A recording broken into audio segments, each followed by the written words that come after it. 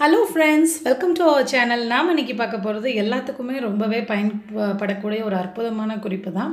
எல்லா பெண்களுக்குமே வீட்டில் பார்த்திங்கன்னா இந்த மிக்ஸி ஜார் ப்ராப்ளம், அதுவும் காலையில் எழுந்திரிச்சு ஃபேஸ் பண்ணுவோம் பாருங்கள். சட்னி செய்கிறப்ப வேலைக்கு போவோம், அர்ஜென்ட்டாக ஏதாவது கிளம்புவோம், அப்போ பார்த்து இது ரொட்டேட் ஆகிக்கிட்டே இருக்கும், சரியாக உங்களுக்கு அறப்படாமல் இருக்கும். அந்த மாதிரி இருக்கிறப்ப நீங்கள் எப்படி பண்ணுவோன்னா, நம்ம யூஸ்வலாக இது இருக்கு இல்லைங்களா, உப்பு, தூள் உப்போ கல் உப்போ ஏதோ ஒரு உப்பு, அதை தான் நம்ம எடுத்து மிக்ஸி ஜாருக்கு போட்டு இது பண்ணுவோம். பட் அதை கொஞ்சம் அதை விட இப்போ நான் உங்களுக்கு ஒரு எஃபெக்டான ஒன்று சொல்கிறேன்.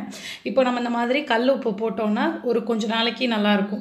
இப்போ நான் அந்த கல் உப்பு போடாமல் வேறு ஒரு உப்பு சொல்ல போகிறேன். அது ஒன்றும் உப்போட வெரைட்டி தான். பட் அது பார்த்திங்கன்னா இந்து உப்பு. அது இப்போது கடையில் எல்லா கடையிலையுமே நாட்டு மருந்து கடையில் கிடைக்கிது. உடம்புக்கும் ரொம்ப நல்லதுன்னு சொல்கிறாங்க.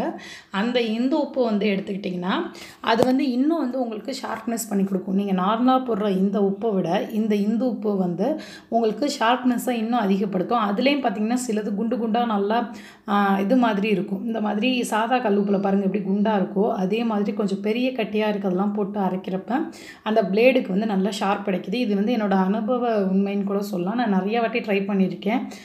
ஏன்னா நான் சமையலுக்கு உங்களுக்கே தெரியும், நிறையா வீடியோவில் சொல்லியிருக்கேன், நான் இந்த உப்பு தான் சமையலுக்கு யூஸ் பண்ணுறேன்னு சொல்லிட்டு.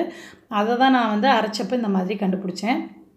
அதே போல் இதை நீங்கள் அரைச்சாலும் உங்களுக்கு ஒன்றும் தூக்கி போடுற பொருள் கிடையாது.